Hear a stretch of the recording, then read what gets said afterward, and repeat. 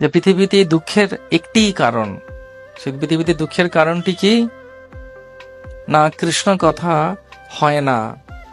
যারা নিত্যানন্দ প্রভুকে না বুঝবে, নিতাই না বলিল মুখে, মজিল সংসার সুখে, সেই পশু পড়ো দুরাচার। নিতাইয়ের করুণা হবে, ব্রজে রাধা কৃষ্ণ পাবে, ধরো নিতাই চরণ দুখানে। নিতাইয়ের চরণ সত্য, তাহার সেবক নিত্য, নিতাই চরণ নিতাই পদ সদা করো আস। তো নরোত্তম বড় দুঃখী, নিতাই মোরে করো সুখী, রাখো রাঙা চরণের পাশ।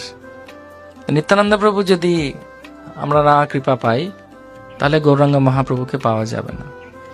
নিত্যানন্দ প্রভুর প্রচুর সুন্দর সুন্দর লীলা আছে, যেগুলো শ্রবণ করার মাধ্যমে আমাদের হৃদয়ে সম্পূর্ণরূপে পবিত্র হয়ে যাবে।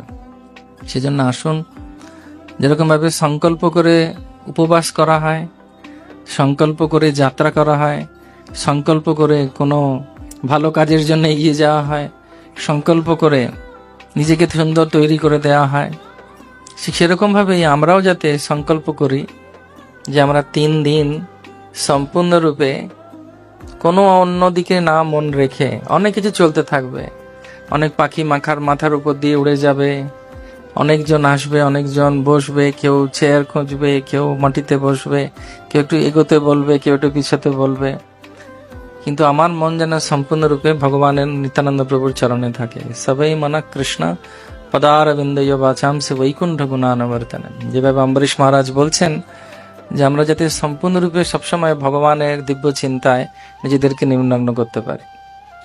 শিল ভক্তি সিদ্ধান্ত সরস্বতী ঠাকুর তিনি সবসময় বলতেন যে পৃথিবীতে দুঃখের একটিই কারণ, সে পৃথিবীতে দুঃখের কারণটি কি না, কৃষ্ণ কথা হয় না। আজকে যদি আপনি বেশি নয়, এই ভক্তিবিনোদ আশ্রম থেকে একটু বেরিয়ে ডান দিকে যান কি বাঁ দিকে যান, আর দেখবেন যে লোকে কি কথা বলে সারাদিন এবং কিভাবে সময় নষ্ট করছে, এবং সেই জন্য তাদের দুঃখ তাদের পেছন ছাড়ে না। কিন্তু যদি কেউ অনেক কৃপা পায়, তাহলে এরকম স্থানে আসতে পারে যেখানে মৃদঙ্গ বাজছে, করতাল বাজছে, আরো সুন্দর সুন্দর বাদ্যযন্ত্র বাজছে, ভগবানের ভক্তরা বসে আছেন, সবার মাথায় তিলক চর্চিত, সবাই কণ্ঠী ধারণ করেছেন।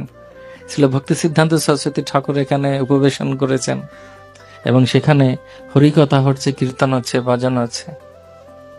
সেটা আমাদের অনেক সৌভাগ্য। সেই জন্যে কৃতজ্ঞতা এবং সেবা ভাব নিয়ে রামায়ণে উল্লেখ করা হচ্ছে, যখন আমরা শ্রবণ করতে আসি, এবং শ্রবণ করার সময় একটাই উদ্দেশ্য হওয়া উচিত, যাতে আমরা আরো বেশি করে কৃষ্ণকে এবং শ্রী গৌরাঙ্গ মহাপ্রভু নিত্যানন্দ প্রভুকে ভালোবাসতে পারি।